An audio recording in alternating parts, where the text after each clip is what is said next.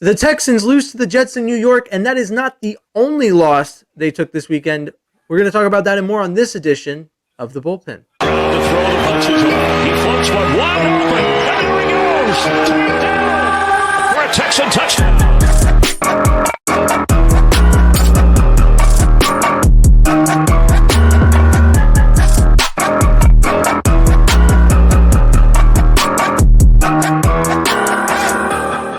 Hello and welcome. I am James Roy, and this is Tom Chavarria, and we are The Bullpen. Thanks for tuning in.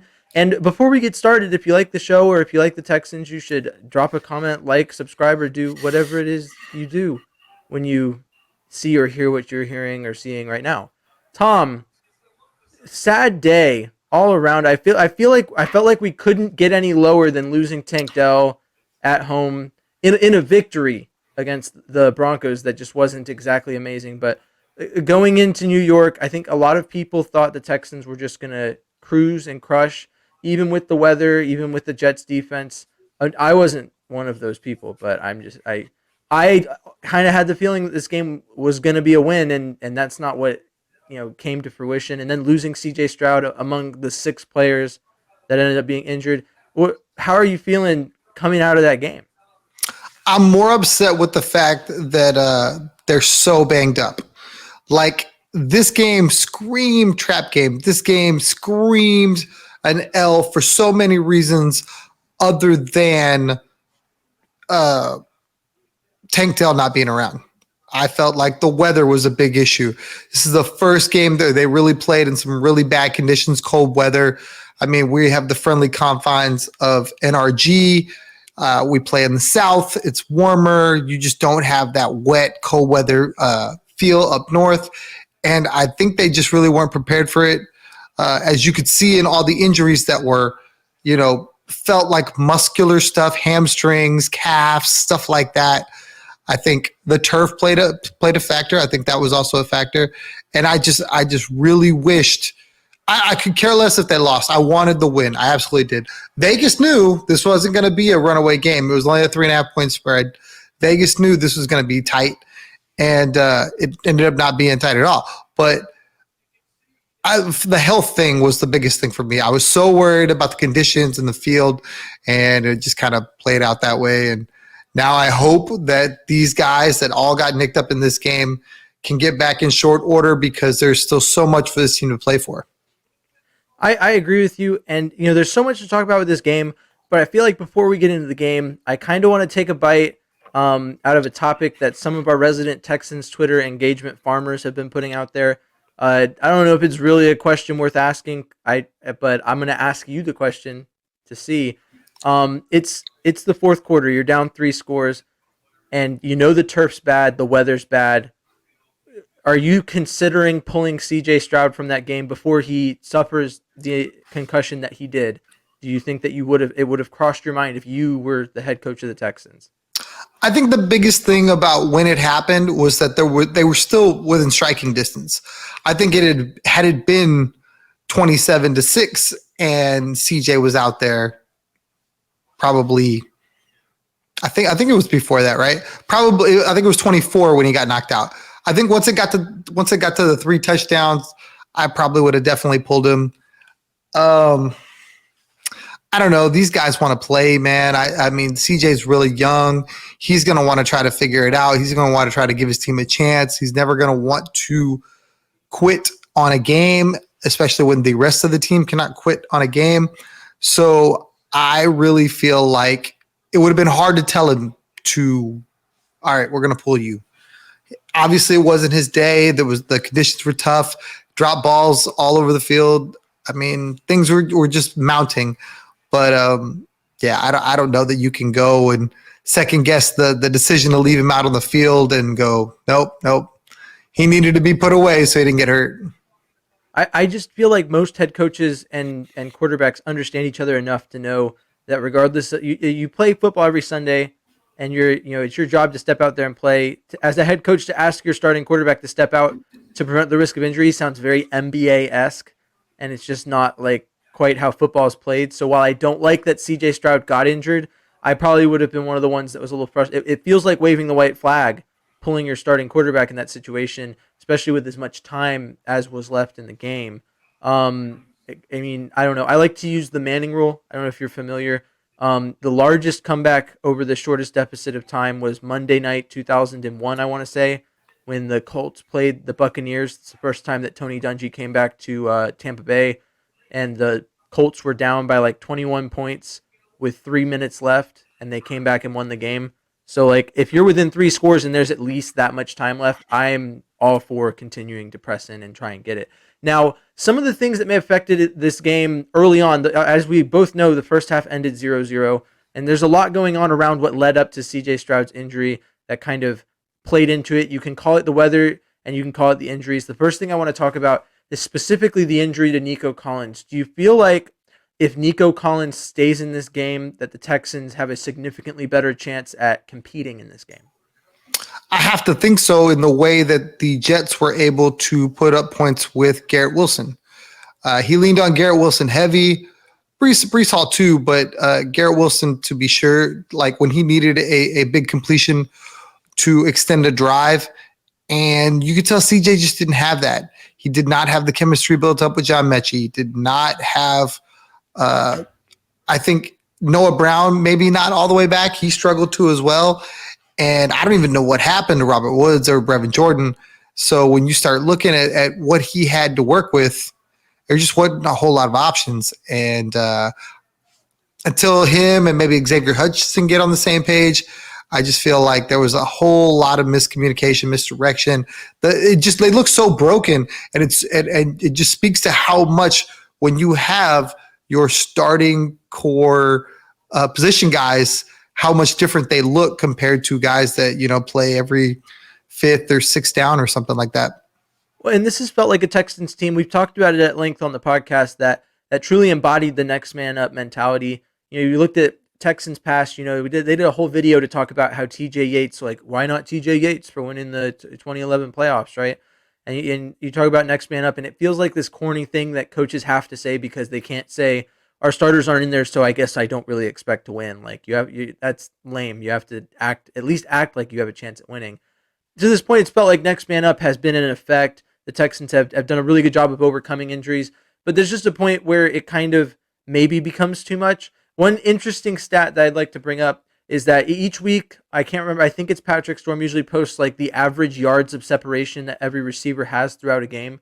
And this game by far was the worst game that the Texans have had in that category. Robert Woods was the only receiver to average over 3 yards of separation per route ran. And every other receiver was in the 1.5, 1.6 area. So, and you can also look at, Mechie, Woods,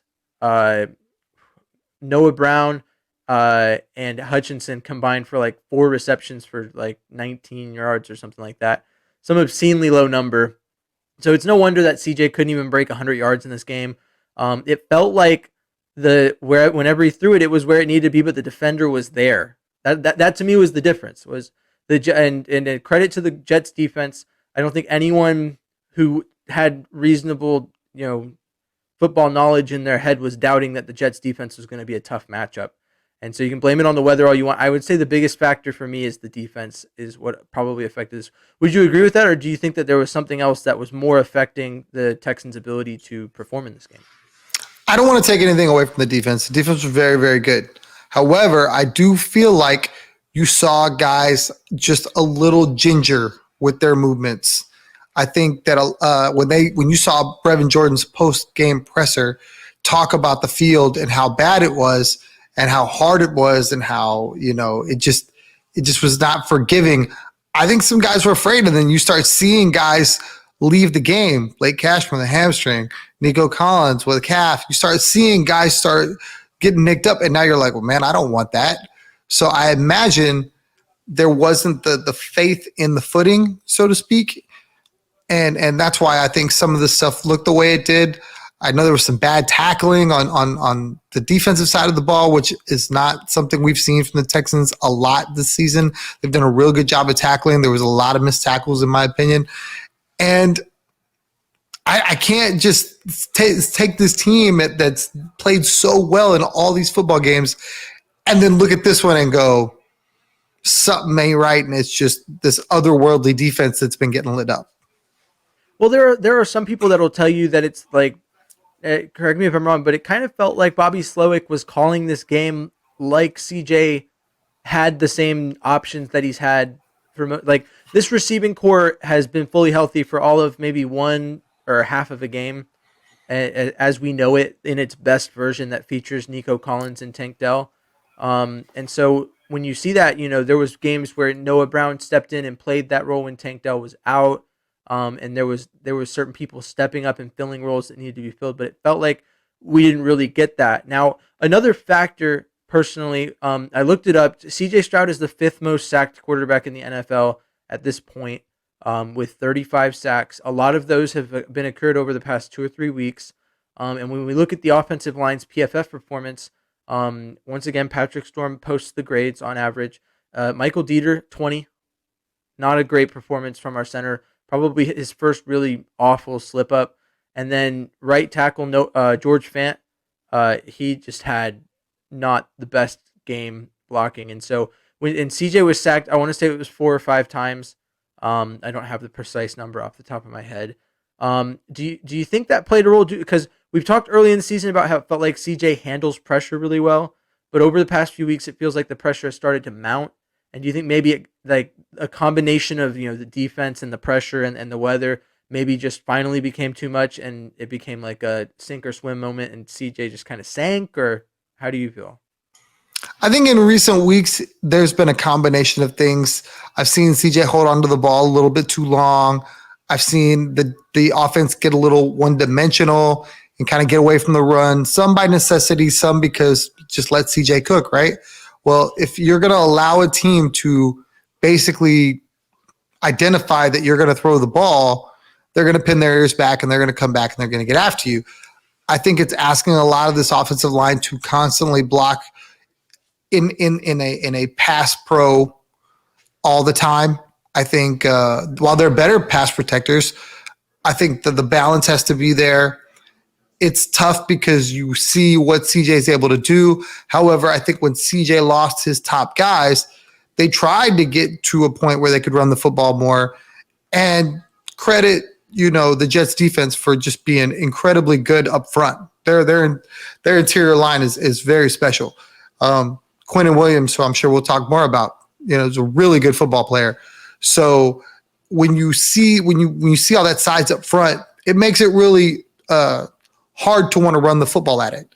You're like, there's got to be a better way to beat it. However, when you are allowing these teams to tee off on your quarterback, it's only a matter of time, in my opinion. The best offensive lines in passing down still get beat because the other team's got great defensive, pass rushers coming. So I think for me, it would have been easier to be a little bit more balanced, especially when Nico went down. It's just the score. They got behind the score, and it was like there was opportunities missed, and then now you're basically asking to throw against this defense. And I just felt like the offense is exactly what you spoke to with Bobby Slowick wanting to run the same offense. But I just think it wasn't just that. It was the types of plays. This is a team that you don't have these deep threats anymore, and you definitely don't have the time. So why are we running, 10, 15, 20-yard routes in hope that CJ can extend a play long enough to find these guys when the idea, and we spoke to it in the buildup, was probably to work, a little bit more around the line of scrimmage, tight end, running back, that sort of thing. Quick, getting the ball out quick, getting guys into space, the way the Jets were able to pick apart the Texans. I was going to say Zach Wilson tore us up. The amount of times, third and long, Zach Wilson drops back, and he's got Brees Hall on the flat, and Brees Hall wins a first down. Just miserable to watch. And I guess that's a good segue into that topic. The defense, how I don't want to say concerned, right? It's been a whole season. We in the defense as it stands. If you want to know the Texans' defensive rankings in total yards per game, they're ranking 20th overall. They're 26th in passing yards allowed per game, and they are 7th in rushing yards allowed. So they are really good at run defense, but When you're that bad at pass defense, it makes the whole defense look worse. So, do you think it was a lack of adjustment on D'Amico's part? What do you think led to this team not being able to stop what seemed like a very repetitive scheme? If I had to pinpoint something in particular, I think really what hurt them a lot was Blake Cashman going down. With running backs in out in space like that, the linebackers are so important, and I think you lose one of those key pieces, and I think it's so big because it's such a stabilizing force, a sure tackler. I'm sure there's more to it. I'm sure there's some good scheme there. I gotta imagine that they had a good game plan that worked. I don't want to take anything away from the Jets. I don't want to ever sound like, I'm not giving credit to that team because they went out and got it done. I know it's their home field, but they found a way to do stuff. And a lot of people say, well, you can't blame the weather because the Jets are doing things. I'm like, yeah, but they're built for it. That's what they, That's why we put 2 months out of the stadium. Yep. Yep. 2 months out of the year, that's their home. They're more consistent with that play style. So credit to them, but at the same time, you really need to have all your cylinders clicking to beat a team in their building on the road when you're going from a dome to outdoors in December. Now, speaking of all cylinders clicking, Motor, Devin Singletary, leading running back. When I saw the stat line, it was like 10 rushes for 64 yards, something like that. He had the only significant day. It would appear from the running back room. Now, a lot of people leading into this matchup thought, due to the weather, that the Texans might lean too heavy into the running game, and to some extent, it kind of feels like maybe they didn't ride a good thing when it was working. And additionally, Dameon Pierce has been under a lot of scrutiny, and this game just didn't exactly help him. Do you think at this point that's on him or that's on the scheme? I mean, how do you view what the Texans did in the run game and like put a spin on it that makes it make sense? They did what they've done all season long. They've ran Devin Singletary to the edges where the strength of the offensive line is, and they ran Dameon Pierce right at the middle where the weakness of the offensive line is. And I just think that it's going to look lopsided as long as that's the thing. If you want to go back and look at tape and look at runs in which Devin Singletary went up the middle, he got very little accomplished, a lot like Dameon Pierce, and it's like selective memory for some people with this. All these the stat line watching, but they're not actually watching this game, and then not identifying. Well, if I run outside to the left behind Laramie Tunsil, I might be all right.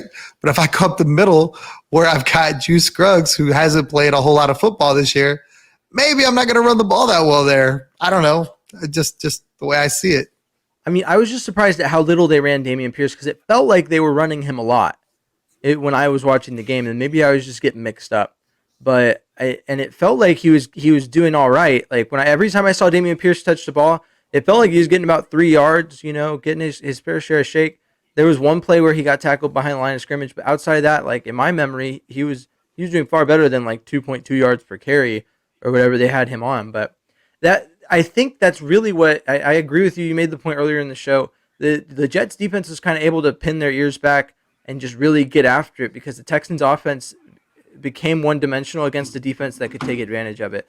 And I think to this point, other defenses maybe tried or came close, or maybe they did in the losses, but in wins, maybe we just were able to overcome the one-dimensional aspect of the Texans offense. Now, speaking to the play where C.J. Stroud got injured, as you said, we were going to bring up Quinnen Williams again. He posted an apology afterwards on Twitter, and said it wasn't his intentions. If you watch the play, and I've watched it several hundred times because, as you may or may not know, I made a tweet about it that was a bit exaggerated. And to clarify for everyone who's made it this far in the podcast, I do not want Quinnen Williams ejected from the league.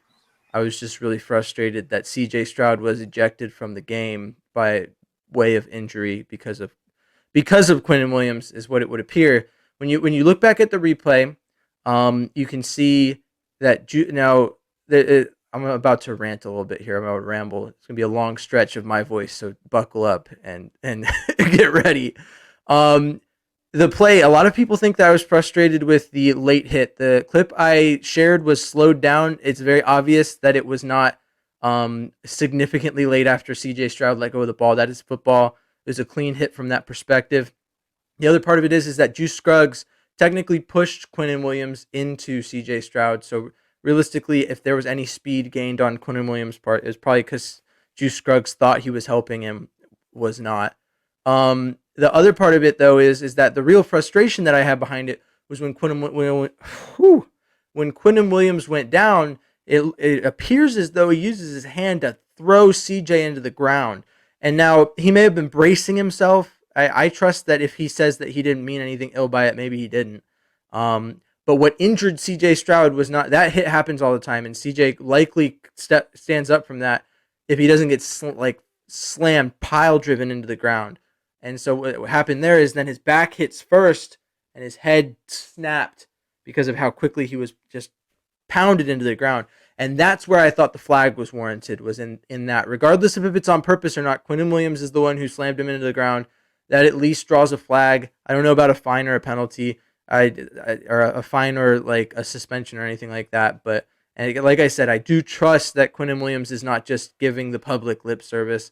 He seemed really genuinely concerned about CJ after it was all said and done. But the fact that a flag wasn't thrown was really the source of my frustration, regardless of intent, because you can't, as a ref, you can't police intent. You police what happened on the field, and what happened is Quinnen Williams, while bracing himself to fall to the ground, pushed C.J. Stroud's chest and slammed him into the ground, drove him into the ground, which is by definition roughing the passer, at least unnecessary roughness. It's somewhere in there. At that point in the game, that penalty means nothing based off of where the Texans were at. So at the end of the day, maybe, who knows, maybe I was doing some engagement farming by tweeting that. I was just genuinely frustrated, but whatever. I in the moment, that's where my head was at, and that's why I tweeted that. So, Tom, what are your thoughts on the tackle that ended C.J. Stroud's day? I didn't love it. I thought that, it was probably a little excessive. I don't understand the people that were pining for the flag after the fact. In the moment, sure. Tweeting about it an hour later would not have nothing. It would not have made it better. It would not have brought CJ back from the tunnel. Like, oh, they threw a flag. Okay, we're good. No concussion. No, I wish it never happened. I wish it had been blocked better. I wish the play had been called up better so he wasn't in that position in the first place. I think that they should have ran some more plays to get him out of the pocket, to give him the option to run or throw. But we didn't see a lot of that. I don't understand the people that want to go to war on Quinnen Williams.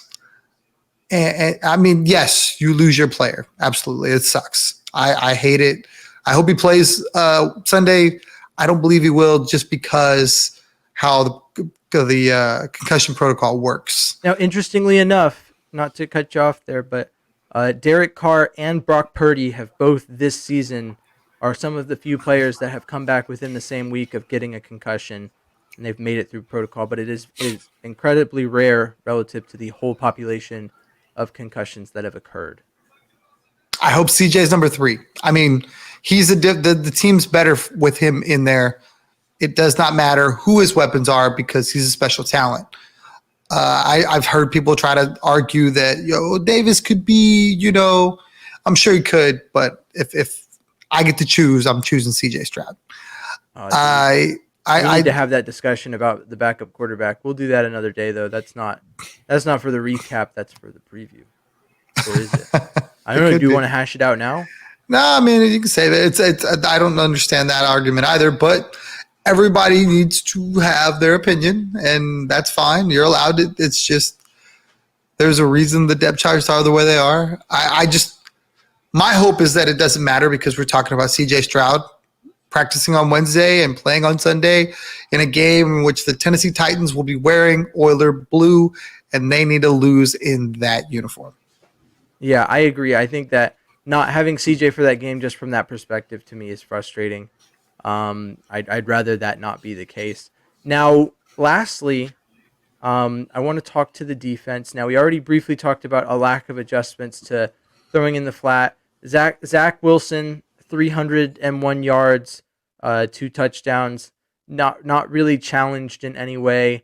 I mean, how do you go from a 0-0 game to a 30-6 game? I'll tell you my guess, as I've always said, is that no matter how elite or good a defense is, if you're not getting any offensive assistance, there's only so long you can hold before the levee breaks. But I mean, how do you feel about such a stark turn from like halftime to the end of the game?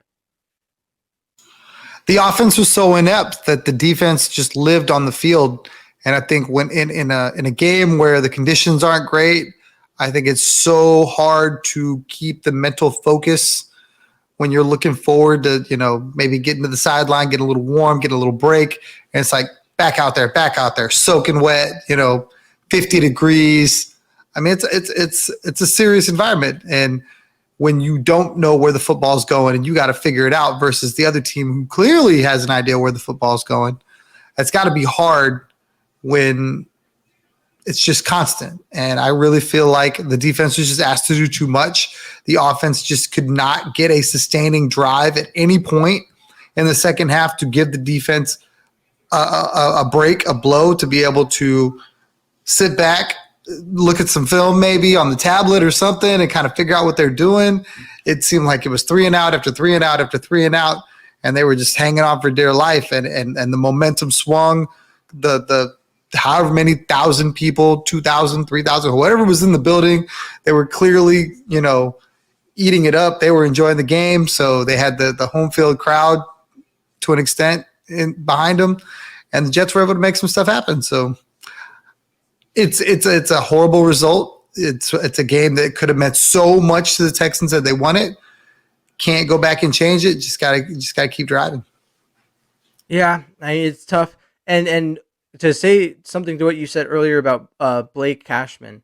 Blake Cashman, I think that his role is so vital for a couple of reasons, but the most major one is that a lot. If you look at Christian Harris's stat line, he was targeted. I want to say he allowed like 11 of 12 completions his way for like 91 yards and a touchdown or something like that.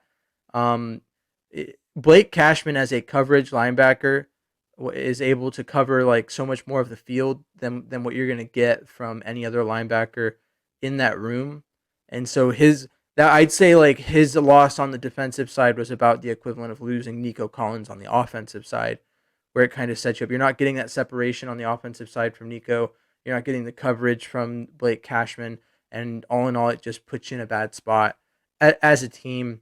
Now, am I going to blame this loss on the weather, or am I going to panic? I'm locked in on the Texans making the playoffs. There's a lot of things that are getting in the way of that. And I guess I do have one more question for you before we kind of bring it to a close.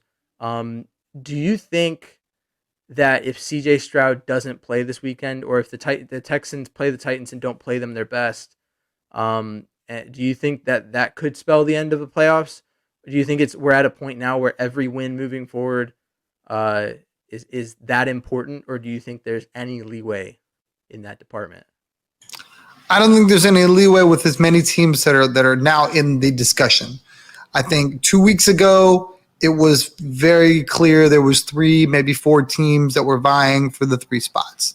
Now it's something like 6 teams with the inclusion of Denver that's now in there, Indy that's now in there, obviously Cincy is now in there, and you just look at all these teams, and that's not including teams like Buffalo that just got a big win over Kansas City. That's not including Cleveland, who's on top of everybody. So when you start looking at all the teams that are now in the mix for a playoff spot, and while the Texans still have a very favorable schedule, they're walking wounded, man. I mean, that's really hard to overcome. And I don't know how many L's you can take from here to the finish line. 10 wins seems like it's what is required in my mind to get a playoff spot. maybe 9, but I think 10 is the number. To do that, they've got to go 3-1 the rest of the way. And 3 of the remaining 4 games on the schedule are divisional matchups. It would require the only loss I feel like you can give up is the Titans, because I think most people would agree that the expectation is to go 500 in the division. Anything above that's great, and it'd be nice to beat the Titans in Tennessee and at home. But that's the game I'm fully prepared to give out of the 4. Do you think that of the 4 games coming up, there's a different one that's more likely to be a loss than one of the games against Tennessee? For me, it's Cleveland. For me, when you look at what Cleveland's been able to do with Joe Flacco, most people thought their offense would be totally inept. That was not the case. He made Njoku look like a Pro Bowl tight end on Sunday. 2 touchdowns, almost 100 yards. I think it was 99 yards. And that was with a hobbled Amari Cooper. Obviously, their run game is legit with Kareem Hunt and Ford. So, and that's their offense. Their defense is otherworldly. So we've seen what this Texan team has been able to do against really good defenses. I mean, I'm going to the game, so I'm hoping they figure it out between here and there. But that's the game that I'm circling on my calendar.